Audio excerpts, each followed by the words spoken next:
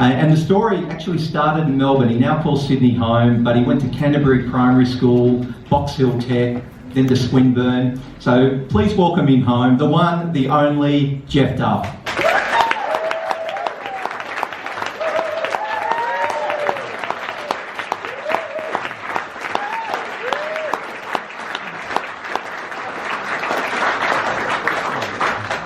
Jeff, I don't know what sort of happens backstage. I'm very rarely backstage, but I don't know what you were up to today. But can you tell us about the Ray Martin show and the midday show, if people remember that one?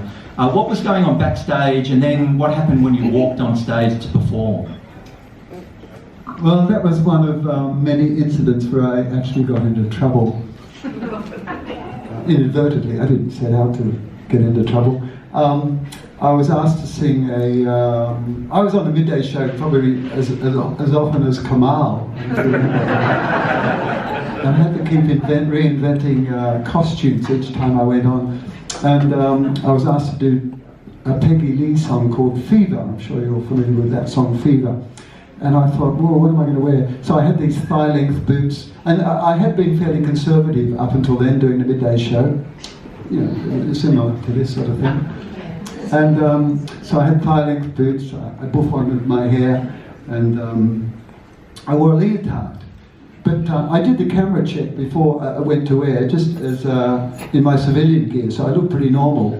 And then I'd taken my then girlfriend with me, and she was backstage in my dressing room. I had a separate dressing room to the band. The band were already on stage, waiting for me to come and sing, and I had a bit of a cuddle with my girlfriend and got really, really excited. And if you can imagine, I was in a very high-cut leotard, and I had a giant throbbing erection. And all of a sudden Ray Martin says, "Ladies and gentlemen, Jeff Duff." I thought, fucking hell, what am I going to do? So I went running out, and all the camera shots that the camera people had organised before were dismissed instantly, and I had to shoot above the waist because it was obvious something was going on down below there. And I got through, and I got into a lot of trouble. The producer of the show said, "Look, you've really upset people." Mind you, the switchboard went into overdrive, and with people complaining, but a lot of people saying they wanted to see more as well.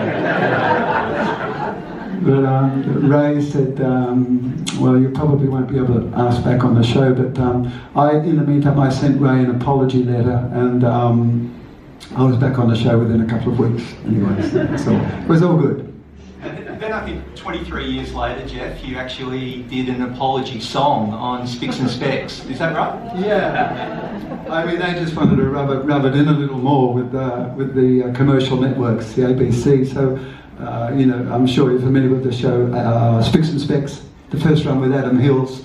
They invited me on to sing an apology to Ray Martin. So, and I had to write lyrics to an old 60s song called Louie Louie. Do you remember that song? So I wrote the song not about a wardrobe malfunction, but a wardrobe correction. And I sang, it was a wardrobe correction to hide my erection. And when we did the dummy run before the show was filmed, I sang those lyrics, erection. The producer came running down and said, "You can't sing the word erection on the ABC because this show repeats 2 o'clock the next afternoon, which is kiddies time." And I said, "But kiddies know about erections." He said, "No, we have to stop that." So I had to change the words, so I thought, fucking hell, what am I going to change it to? So I changed it to a wardrobe correction to hide my small goods selection. On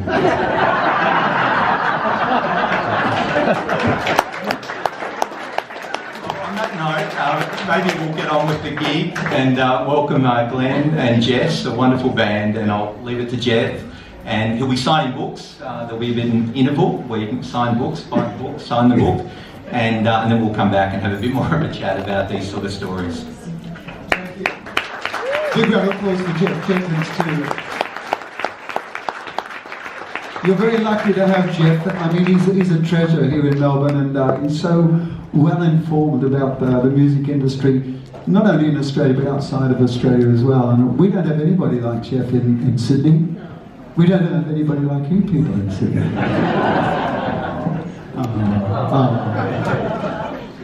And because we're travelling lightly, I've just got a two-piece band, ladies and gentlemen, tonight. But two of the finest musicians, not only in Australia but on this planet. Mr. Glenn Rhodes on the keyboards.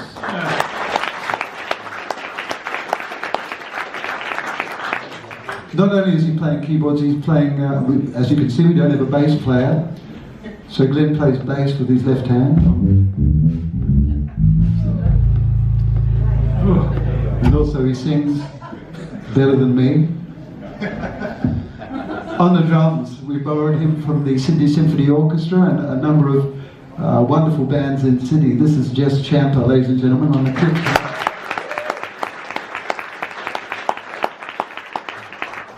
I must mention, look, I've been spoilt rotten all my career with incredible musicians. You know, I don't even think that I'm, you know, half decent singer. So I'm really, really fortunate to have to be surrounded by incredible musicians for my entire career, starting with bands when I was at Canterbury State School when I was 12, going right through to Kush and the orchestras that I formed. But I love working with two people. Oh, I'm sorry, I hope this, my doppelganger isn't a distraction.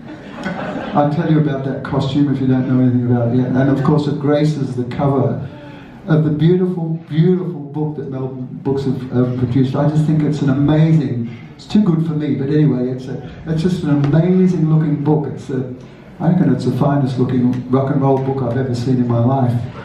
Up there with the David Bowie books, I think. So, yeah, do yourself a favour and buy one, and I can get my bus fare home. So we're going to do a few songs. I'm going to move over to the... Is that microphone in my key? See, this one's not in my key. I'm going to do a few songs for different periods. A couple of years ago I was in Melbourne and I did a Ray Charles gospel show, and they asked me if I could do a gospel version of a Paul McCartney song.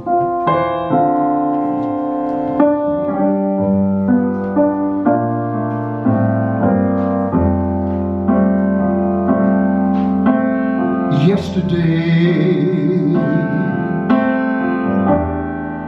all my troubles seem so far away.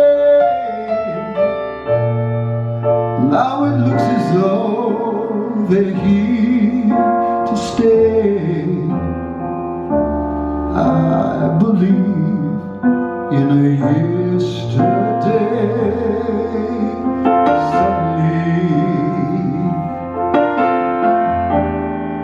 I'm not half the man I used to be.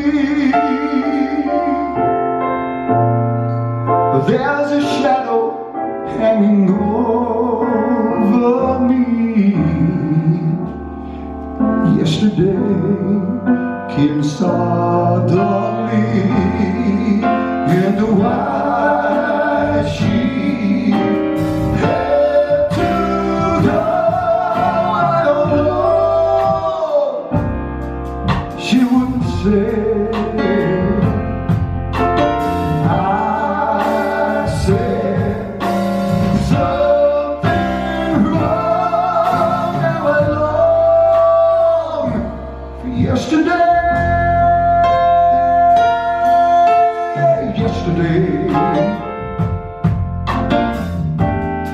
Love was such an easy game to play. Now I need a place to hide away. I believe in yesterday.